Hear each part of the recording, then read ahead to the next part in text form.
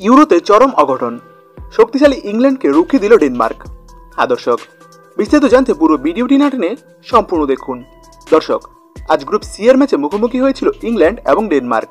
আজকের ম্যাচ জয়লাভ করলে শেষ 16তে নিশ্চিত হতো ইংল্যান্ডের, কিন্তু আজকের এই জেতা ম্যাচটি শেষ পর্যন্ত হলো ড্র। দর্শক, আজকে খেলা 18 মিনিটের মাথায় ইংল্যান্ডের হয়ে প্রথম গোল করেন হ্যারি কেইন। এরপর 34 মিনিটের মাথায় সেই গোল পরিশোধ করে ডেনমার্ক।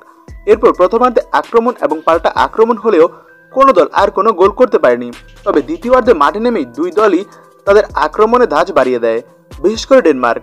আজকের ম্যাচে সব মিলিয়ে 16টি শট করেছে ডেনমার্ক, যার মধ্যে 7টি ছিল টার্গেটে, আর অন্যদিকে 12টি শট করেছে ইংল্যান্ড, যার মধ্যে 4টি ছিল অন টার্গেট।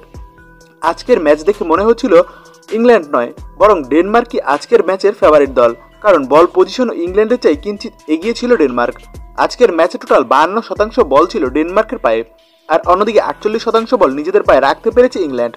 তবে শেষ দিকে দুই দলই গোল করার সুযোগ পেয়েছিল, কিন্তু কোনো দলই শেষ পর্যন্ত আর গোল করতে না পারলে মূলত 1-1 গোলে ড্র হয় আজকের ম্যাচটি।